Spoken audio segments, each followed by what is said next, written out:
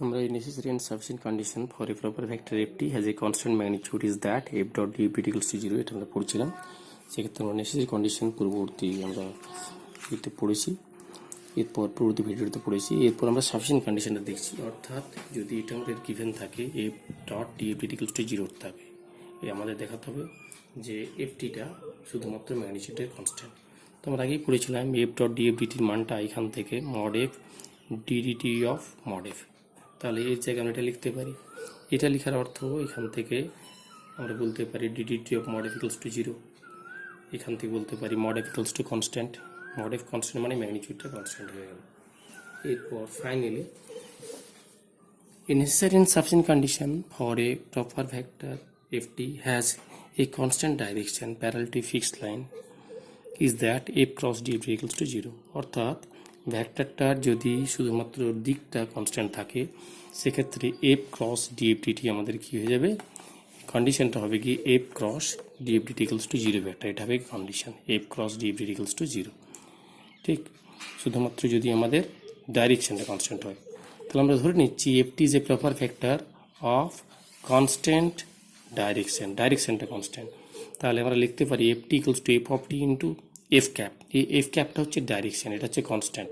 এই এফটিটি কিন্তু এখন ভেরিয়েবল হয়ে গেছে, এফটি ভেরিয়েবল হয়ে গেছে, এফ ক্যাপটা হচ্ছে কনস্ট্যান্ট, এটা হচ্ছে direction unit vector along F, where ft is the magnitude of f of t vector and f cap is the unit vector in the direction of ft vector।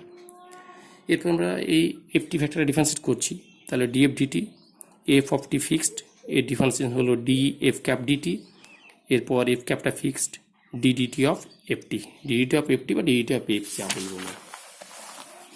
এরপর যখন আমরা এর ক্যালকুলেশনে আসছি, তখন f cross df dt, f cross df dt আমাদের show করতে হবে এটা 0, f ক্রস df dt, তাহলে f ক্রস df dt মানে পূর্বেই পেয়েছি, এটা বসিয়ে দেওয়া হয়েছে। এখন f এর জায়গায় আমরা ft ইন্টু f কে বসাতে পারি। এরপর ft এই দুটো মাল্টিপল করলে ক্রস মাল্টিপল ft স্কোয়ার হয়ে যাবে, f ক্রস df dt হয়ে যাবে। পরবর্তী ক্ষেত্রে এই f ক্রস আর f ক্রস f এটা আমাদের 0 হয়ে যায়, এটা 0 ভেক্টর লেখা উচিত, এটা শুধু 0 নয় 0 ভেক্টর লিখবে, কারণ দুটো ভেক্টর ক্রস প্রোডাক্ট 0 ভেক্টর হয়, এটা 0 ভেক্টর লেখা উচিত। তাহলে আমাদের পড়ে থাকলো কি f square t f cap df cap dt। এখন যেহেতু ft has a constant direction থাকলে f cap has the constant direction having magnitude unity, কারণ এটা তো ইউনিট ভেক্টর রয়েছে, f capটা তো ইউনিট ভেক্টর বলাই রয়েছে আমাদের। তাহলে f cap is a constant vector, এটা আমাদের একটা কনস্ট্যান্ট ভেক্টর হবে।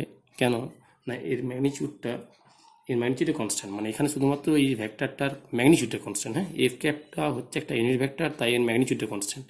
আর আগের থেকে আমরা পড়েছি যদি কারো ম্যাগনিটিউড কনস্ট্যান্ট হয়ে যায়, তাহলে সেক্ষেত্রে ডিএফ ডিটিটা কি হয়ে যায়, 0 ভেক্টর হয়ে যায়।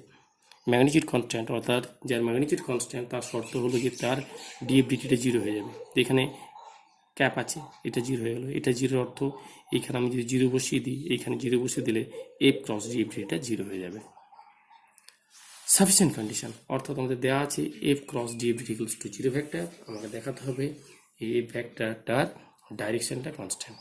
তো আমরা এফ ক্রস ডিএফ ডিটি 0 হয়ে যায়, তাহলে পূর্বের যে রিলেশনটা আমরা এখানে দেখলাম, এই যে রিলেশনটা আমরা শো করেছি, এই রিলেশনটা শো করার পর যদি আমাদের এটা 0 হয়ে যায়, এটা যদি 0 হয়ে যায়, বাম দিকটা 0 হয়ে যায়, তাহলে F cap cross DF cap DT 0 হয়ে যাবে পূর্বের শর্ত থেকে।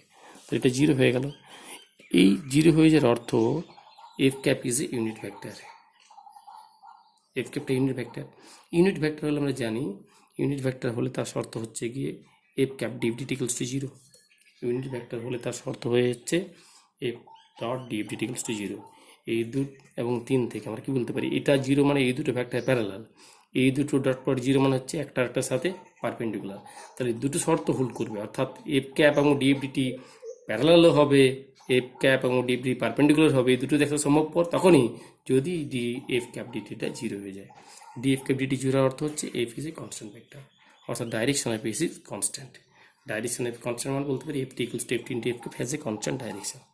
অর্থাৎ আমরা দেখলাম যদি কোনো একটা ভেক্টরের ম্যাগনিটিউড কনস্ট্যান্ট হয়, তাহলে প্রথম থেকে ম্যাগনিটিউড নয়, কোনো একটা ভেক্টর যদি কনস্ট্যান্ট ভেক্টর হয়ে যায়, অর্থাৎ ম্যাগনিটিউড এবং ডাইরেকশন দুটোই যদি কনস্ট্যান্ট হয়, তাহলে এফ অফ টির ক্ষেত্রে ডিএফ ডিটিটা হবে জিরো ভেক্টর, যার ম্যাগনিটিউড এবং direction constant. F of t এর ম্যাগনিটিউড এবং ডাইরেকশন দুটোই কনস্ট্যান্ট হলে শর্ত হচ্ছে df DT equals to zero vector.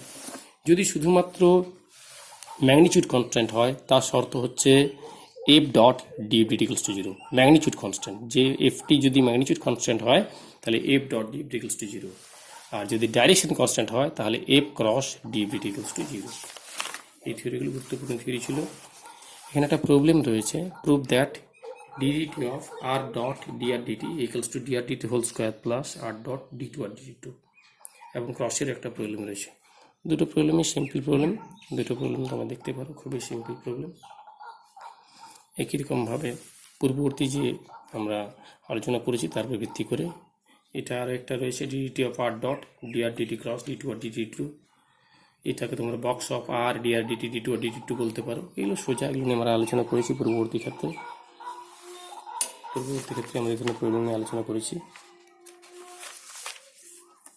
এরপর আমরা আলোচনায় আসছি, এখানে একটা প্রবলেম রয়েছে, if R vector equals to A cos T A sine T A T tan alpha then show that, এই মানগুলো আমাদের হবে কি। এটাকে আমরা একটা অন্য অঙ্গিকে বলতে পারি, DR DT DR dot DR DT cross D two R DT two equals to Q tan alpha. এটা বক্স অফ ডিআর ডিটি। এটা কোথাও আমাদের ভুল রয়েছে, এটাতে ঠিকঠাক লেখা নেই মনে হচ্ছে। এই প্রবলেম প্রথম এই সেকেন্ড পার্টটা বাদ দিয়ে আমরা প্রথম পার্টটা দিয়ে আমরা দেখতে পারি। তো এটা যে ভেক্টর আকারে লেখা রয়েছে, এটাকে আমরা লিখতে পারি a cos t i a sine t j a T tan alpha k. এরপর এখান থেকে ক্যালকুলেশনগুলো হবে, এই ক্যালকুলেশন করলে আমরা এগুলো পেয়ে যাব। এই একটা প্রবলেম যেটা 2005 সালে এসেছে r vector equals to A cos t i plus a sine t j plus b t into k vector. আমার r vector equals to A cos t i a sin t j plus bt into k vector, so that r vector square equals to a square plus b square t square, dr dt cross d2 or dt2 square equals to a square into a square plus b square, dr dt d2 or dt2 d3 or d3 equals to a square b। এই প্রবলেমটা আমাদের ছিল এর সাথে, dr dt box of dr dt d2 or dt2 d3 or d3 equals to a square b। তো প্রথমত আমরা এই যে রিলেশনটা এই প্রথম সলিউশনের জন্য করেছে, আমরা একবার শেষেরটা সেটা আমার দরকার। R vector equals to a cos ti a sin t j bt k, dr dt করবো, ডিআর ডি করলে কস টিটা মাইনাস সাইন টি হয়ে যাবে, সাইন টিটা কস টি হয়ে যাবে, বিটিটা টিটা আউট হয়ে যাবে, শুধুমাত্র বি পড়ে থাকবে। আরেকবার ডিফারেন্স করলে সাইন টিটা হয়ে যাবে কস টিটা মাইনাস সাইন টি, আর বিটা স্কেলারটা জিরো হয়ে যাবে। তারপর আমরা এই ক্যালকুলেশনটা করেছি, এই ক্যালকুলেশন করলে রেজাল্টে চলে আসবে। মোটামুটিভাবে এই ধরনের প্রবলেমই থেকে থাকে ভেক্টরের ক্ষেত্রে। এখানে ক্যালকুলেশনটা উপরে করে দেওয়া রয়েছে, যদি ক্যালকুলেশনের কোনো সমস্যা থেকে থাকে এই এ স্কোয়ার বি প্রবলেমটা গুরুত্বপূর্ণ প্রবলেম, আমরা আলোচনা করলাম এটা নিয়ে, ঠিক আছে। আর আগের পার্টটা নিয়েও এখানে আলোচনা করা রয়েছে, এখানে ক্যালকুলেশন সোজা রয়েছে, এগুলো তোমরা দেখে নিতে পারো। তো ভেক্টর ক্যালকুলেশন মূলত এই যে সূত্রগুলো নিয়ে আমরা আলোচনা করলাম, এই সূত্রগুলো খুব গুরুত্বপূর্ণ, এবং এই ছোটোখাটো যে ক্যালকুলেশনগুলো করলাম এই ক্যালকুলেশনগুলো আমাদের থেকে থাকে ভেক্টরে। অর্থাৎ ভেক্টরে মোটামুটিভাবে আমাদের সিলেবাসটা কমপ্লিট হয়ে গেল। ভেক্টর যে আমরা আগেই পড়েছি আমরা, আর এই কয়েকটা ভিডিওর মাধ্যমে আমরা ভেক্টর ক্যালকুলাস করলাম।